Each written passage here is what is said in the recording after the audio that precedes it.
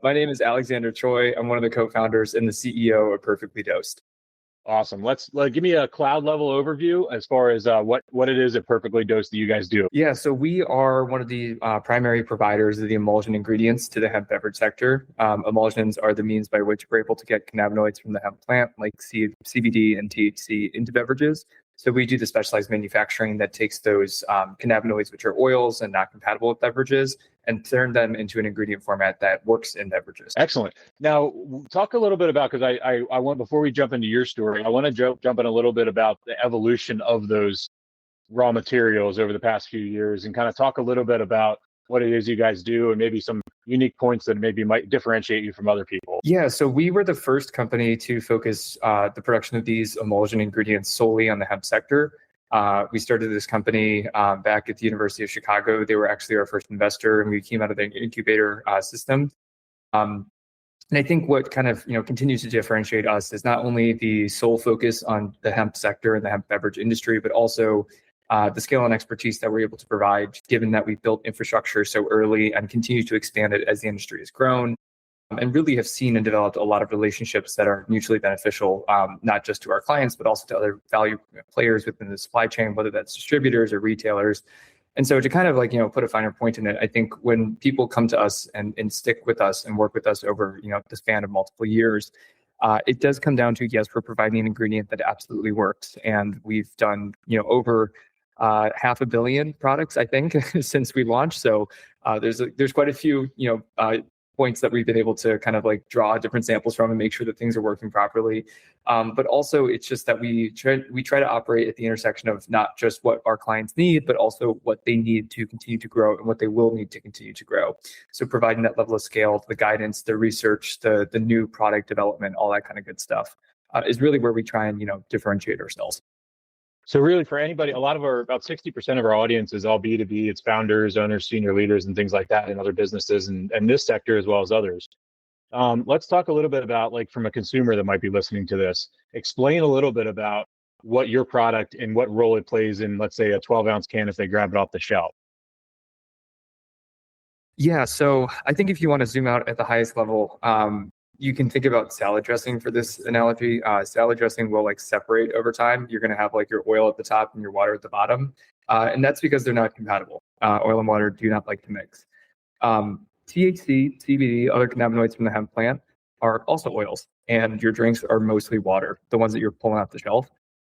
And so if we didn't do something to mix it up, right, to shake it super thoroughly, that oil would separate on top and it would just sit there like a little film, and then the rest of your drink would be a drink with no cannabinoids in it.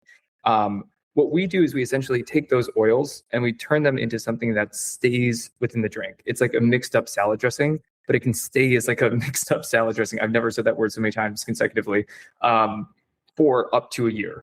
And so the processing that we do, and this can get a little bit more technical now, and obviously the consumer is never going to really think about this, but maybe it's interesting to just kind of know, is we're taking those, for example, THC, breaking it down into really, really tiny little droplets, right? Nanometers in diameter, smaller than the pores in your skin.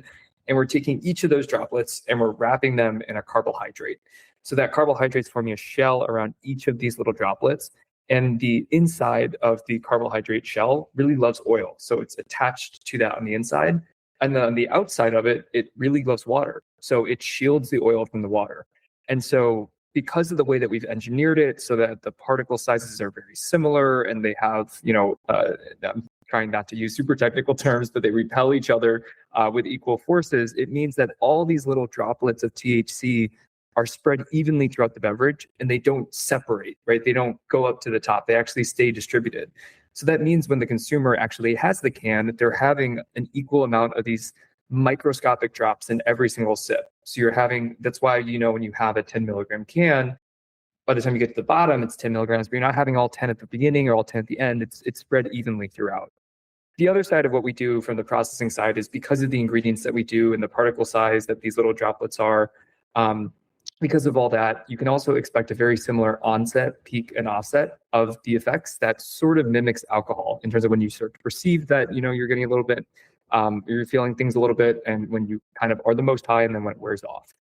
That's a byproduct of also the way that we created the ingredients. So again, you're getting that absorption faster, you're getting it into your bloodstream faster, and it's sort of it's making its way through your system.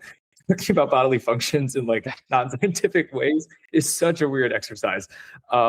But yeah, I think when you kind of back it up to the highest level, what we're doing is we're taking these oils, we're making them super small, we're making sure that they're dispersed throughout the beverage, so that way when you drink it, because of all the science that we've done on the back end, when you enjoy it, it just kind of feels like that experience that you kind of know and love to have. I want to say I've been working in this industry for years representing brands, and I felt like I've done the certifications and everything. Your metaphor was the best metaphor I've ever heard, and the way you just broke it down was perfect, to where I actually understood something I didn't really always understand as well. So I thank you for that. Oh, thank you.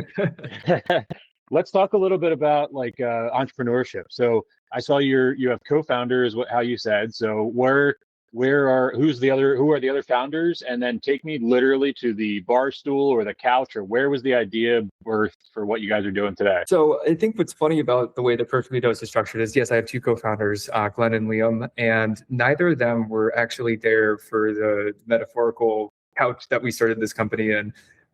This actually started as a joke for a class project, my senior year of college. And the reason that it was a joke was, one, because I didn't think that you could seriously do THC for school. Like, there was no way that in my mind that computed. And the second part was that I had a full-time job that I accepted, and I already spent the signing bonus, and I was not in a position to pay that signing bonus back. So we're taking this class. It's senior year. It's me and a bunch of friends. We have to do a group of 5 of us, and we're like, okay, we have to come up with this fake company and defend it. And we're going to get a grade based on how well we defend the company. And I will let you know that I got a B in that class. I did not get an A on it. But clearly they thought that the concept was good enough for us to progress into the school's venture competition. But the original premise of the company was actually, it's tangentially related to what we do now, but it's a different version of it. So the ethos has always stayed the same, but the way that we deployed the product into the market has evolved. The first iteration was to make granola bites. Granola bites that had 2.5 milligrams of THC that were fast acting, because we're sitting there and we're like, let's make edibles for the people who are not going to dispensaries but should be going to dispensaries. So all of this is being contemplated from the perspective of the rec market, from a marijuana perspective. And what ended up happening was we went into the school's venture competition. And this is it's a very intense competition. It's still technically a class project, but the class projects that have come out of it have since turned into like Grubhub and Venmo, Foxtrot, that retailer that's kind of dotted across the Midwest and Eastern Seaboard. Simple Mills, I think they just sold for like 800 million or something like that. So this is a relatively serious course. And so we ended up making it to the finals. Also, I don't think I got an A in the class, weirdly, but we did get our first investment from the school, and we then became, from at least my knowledge, the first cannabis company backed by a university. At which point I said, "Shoot, I'm going to need to figure out how to pay my signing bonus back." And the company at that point kind of evolved after graduated. Most of the founders decided, or co-founders from the class project decided, that they would rather take their investment banking or consulting or accounting jobs instead of kind of going into this entrepreneurial world where you have no dollars whatsoever coming in. And I was pretty much the only one left. And so went through this whole process of, again, trying to get these granola bites into the market, and then really quickly realized that there were two just massive problems. The consumer issue that we were trying to solve hadn't changed, that consumers didn't want the high potency, long onset stuff that was in dispensaries, especially if they were like a kind of curious consumer. But they didn't want to go to dispensaries at all whatsoever, because they're like, it's inaccessible and it's not part of my daily routine. They didn't want something that would be in like an edible form. There was just this, they were like, I would prefer to drink it if I could do anything, because people are just so used to, and maybe this is specific to America, maybe not, they're used to drinking things for effects, alcohol, electrolytes, you name it, people will have made a drink out of it. And then the third thing being that dispensaries just didn't want to carry anything that was low dose or a beverage whatsoever. So we had a retail channel problem, and we had a consumer getting to that retail channel problem as well. So that was kind of the dual-sided component, where we were sitting there and I was like, I don't think this is going to work. Like, we have this product, but there's got to be a different way to get this product to the market. And that's when I kind of met my co-founder, Glenn. And then my co-founder, now co-founder Liam, was my buddy from undergrad. He had gone back to Colorado a year after he had graduated, and then kind of resurfaced around the same time that I had connected with Glenn. And it was kind of this perfect storm of things where I'm talking to Glenn. Glenn has identified that there's this awesome opportunity that's emerging in Minnesota, and he's really confident he can protect that market over there. And Liam is a person who's willing to take that crazy leap and join the team and work these 18-hour days in a lab coat in a warehouse trying to figure out how to make this ingredient. And so at the time, this sounds so silly because we're like two teeny tiny companies that are barely, generating revenue, and we decide to merge. But I actually decided to acquire Glenn's company called Perfectly Dosed that was making these emulsions, but wasn't focused on the rec market, was solely focused on the hemp market. And so I know this is like very nebulous and like kind of winding, but basically what happens is all of this stuff happens, right? I'm having a terrible time trying to figure out how to get the product into the market. And all of a sudden, there's a person who wants to help and join the team. And there's a person who developed a route to the market that I hadn't previously thought was a viable one, which is this hemp path, and specifically through Minnesota. So what happens is then I agreed to merge our two very small non-revenue generating startups, rename it Perfectly Dosed, which I will now admit is a better name than my company's original name. And kind of go forward with this concept of it's all or nothing. If we can build something fast enough that there's adoption in the brewing industry, in the Minnesota market and what have you, then we have a real shot at actually, and this is going to sound kind of crazy, but asking for forgiveness and not permission to legalize THC as quickly as possible across the US in the format of drinks. So we merge. Glenn decides to spend most of his life in Minnesota testifying in front of the state house and Senate. And I think he testified like 23, 24 times. He lived in the Capitol. This is an amazing story, by the way. Keep going. Yeah, no, helped to create that first iteration of the comprehensive legislation that allowed for THC beverages to be sold wherever liquor was sold or alcohol was licensed to be sold in the state of Minnesota. Developed a regulatory framework, licensure, all of these things. And he used to be the chief compliance officer of a publicly traded marijuana company. So brought all that experience with him. And we're like, okay, I think we can do this again in multiple states. Since that point, that was 2.5, 3 years ago, maybe approaching 4 years ago now. Jesus. And Glenn has been able to work in 28 states across the U.S., influencing legislation, either blocking bans or implementing regulations, or actually installing comprehensive regulations and frameworks in place. And throughout that period, what we've always been focused on is how do we get THC products that are accessible into consumers' hands in a way that they find comfortable, whether that's the format that they consume it, the retail channel that they buy it in. That's always been the holistic vision of the business, which is let's get the THC out there in the form of hemp products based on what we kind of beta tested in Minnesota and bring that nationwide. Obviously, it's not without setbacks, right? We're in the middle of something federally, which is not the most awesome position to be in. There's a lot of states that have patchwork regulations, but I would like to think that, a lot of what we've been able to do is influence the way that people approach THC, approach low dose products, don't think it needs to be super high dose, and can see it, or not conditioned, but are literally comfortable, I guess, seeing it in a traditional retail channel and not in its own, alien form of a dispensary, which most everyday American consumers still, for whatever reason, find a little bit scary. So I think that kind of answers the question. That was a little bit, of how we are. No, that was perfect. And honestly, you couldn't have gone a better direction in it, because I wanted to talk, and you already just did, about how important the regulation is and having proper legislation for even existing in the industry and being able to scale and invest and not wake up every morning wondering if your bank account's going to get seized up.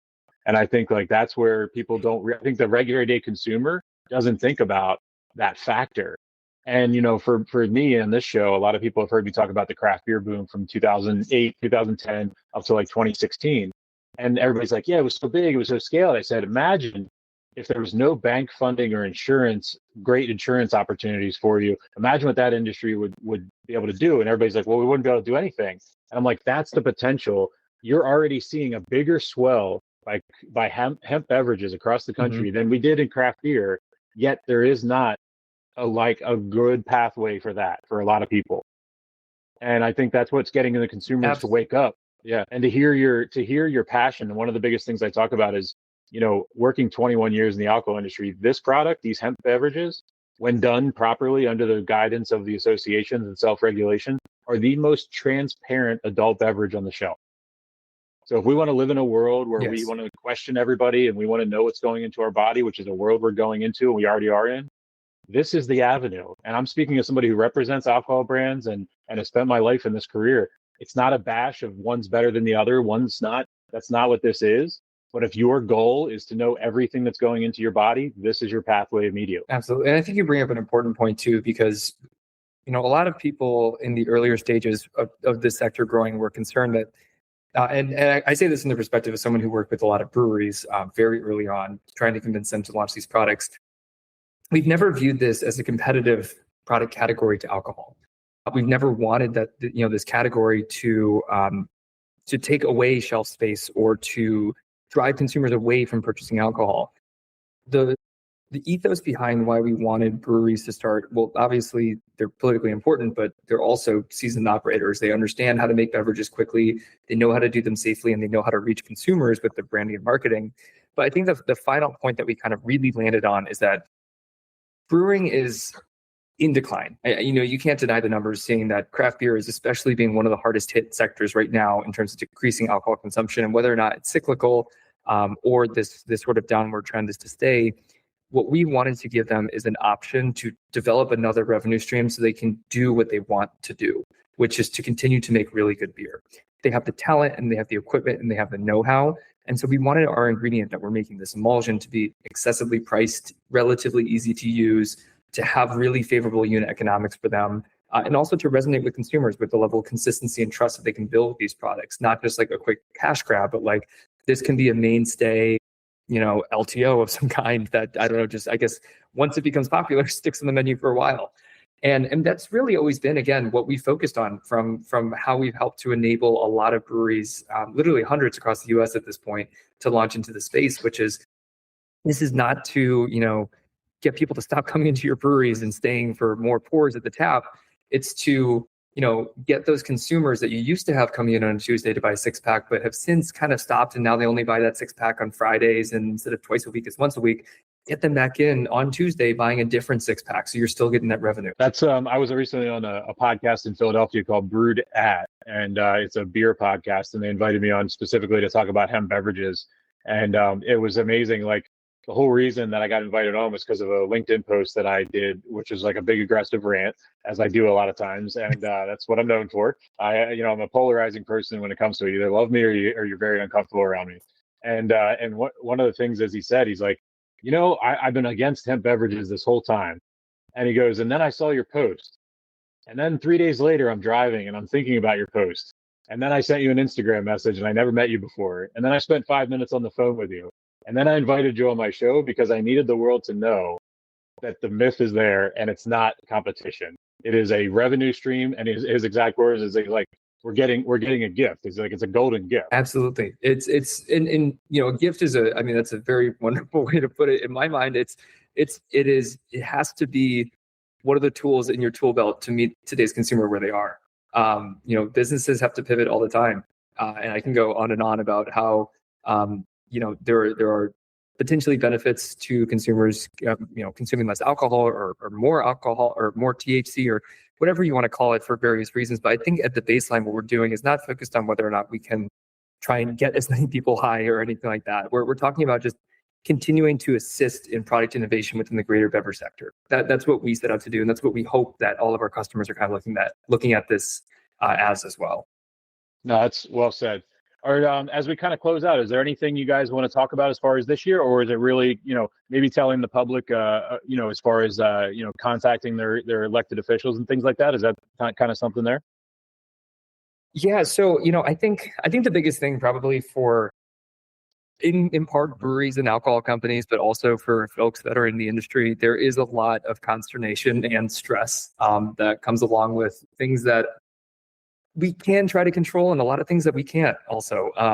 And so our team has been steadfast in the position that what's happening federally is in a net, not the current way that it's drafted, but as a net, it's a benefit to the industry. It's a legitimization, it's installed regulations, and it's a way for us to say we have a rule book to follow. We don't just have our own rules that we drafted for ourselves. What happens now and what matters the most is figuring out how do we successfully negotiate so those rules are not too prohibitive for people to operate, but rather create a framework that promotes a safe and responsible industry. We do host a weekly government affairs update. Essentially, it's a webinar, which I can send you the link for if you want to put that out there. But I also just generally encourage folks to get involved, whether that's with their craft brewers guilds or with their distribution guilds, retailer guilds and alliances, or the Hemp Beverage Alliance, which is it's a lot of opinions, but it's good resources, as many of these trade associations are, just to stay up to date on what to do. Because right now there's over a dozen bills that are active, contemplating different ways to either extend the implementation of this ban or to reconstruct it in its entirety in the middle of a midterm year, which is a very tall order. And so it's just mainly staying on top of it, right? Making sure that you're not letting it fall by the wayside. You're not letting it, letting yourself think that someone else is handling it, so you have to worry about it. Just making sure that you're staying informed. But the bigger thing to remember while you're doing that too is also to watch the roller coaster and to not ride it, because it can be very stressful if you take every up and down that comes in this sort of bumpy ride as the new normal. Just kind of take in information, make sure that you're steadfast, and then when there's a call to action that comes from an alliance or a group of companies that operate within the space that are known to be reputable players, ask how you can help. No, that's perfect. And the last thing we want to ask you is, just like we saw with craft beer surging, we're going to see a lot of new brands coming out once all this stuff, and I say once, not if, everything kind of settles in, regulations get set in place. What is some advice? And actually, I used to be able to say, what's some advice from young up and comers? And that's not really the case, because we're going to see people that are 60 that are going to start a hemp beverage brand. We're going to see people that are 40 starting brands. Any age, what's some advice that you might tell them as they're watching all this and seeing an opportunity for something that they're passionate about? And especially hearing founders like yourself on this show, speaking from the heart, telling your story and really connecting to these consumers. You guys are all inspiring people to want to be a part of this industry. So give a little tidbit of advice or anything like that for somebody with that in their mind this weekend or anytime. Yeah, so I guess I'll give two different pieces of advice here. So I teach entrepreneurship, or rather guest lecture, at my old alma mater, and it's business school. And what I always tell people, at least a lot of the students who are developing companies, is prepare for your job to be pretty boring. If you're doing it properly, there's going to be a ton of administrative work, and there's going to be a lot of paperwork, and you're going to sit there pouring through your spreadsheets and your balance sheets and reconciling your transactions, and you're going to go, I did not think entrepreneurship was this. I thought it was exciting. And it was like the movie, like The Social Network or something like that. But if you're doing it properly, build a clean operation where you have visibility and everything's well documented. That's like a practical piece of information for if you're thinking about entrepreneurship and you haven't done it before. For getting into this category, I think the biggest thing is to make a product that resonates with something that's personal to you. And I know that's a bit of a cliche piece of advice, but what you see out there with so many brands, even now today, is that there's a lot that are not taking advantage of the fact that it's sort of greener pastures right now, and people don't really know what sells and doesn't sell. And so there's a lot of different products making its way into a set. But consumers, never underestimate the consumer in whether or not they will actually care about your brand ethos and the taste of the product, the colors of it, the logos, all the merch and the lifestyle that you sort of build around the product that you're making. And so you can't do that if you're not authentic to a vision that only you think is unique to yourself, that you want to share with other people. And so when you're building the brand, don't try and think of like the perfect person out there and what you would try and make for them to sell the most product. Think about what's most authentic to yourself and ask yourself if that will resonate with other people. And if it does, then you probably have a really good product. Perfect. Well, Alexander, I really appreciate you taking the time, and I have to close out every episode with this and publicly thank you for coming on a show with no questions, no prep. Everybody, to remind everybody, this is two strangers connecting. We've never shaken hands or went to a coffee shop together, and I want to thank you for that, because there's a courage in that. And you spoke from the heart about authenticity, and that's exactly what you showed us today in action. And you didn't ask for questions, and you didn't ask for prep, and you didn't ask for anything leading to understand topics. And the courage is very well known right now. So I appreciate that, and I want to close out reminding everybody that this world is a beautifully destructive place, and we are all in this together. And when you're walking down the street, when you look strangers in the eye, smile at somebody. When you're filling up coffee at the gas station, ask the person how they're doing at the station next to you, and actually pause and wait for them and understand and really care about what they say. And I want to, again, thank you, Alexander, for your time today. I really appreciate it. Thank you, Nate. I appreciate it too. Thank you, man. Well, have a good one. Care. Enjoy the You too. weekend. All right, bye.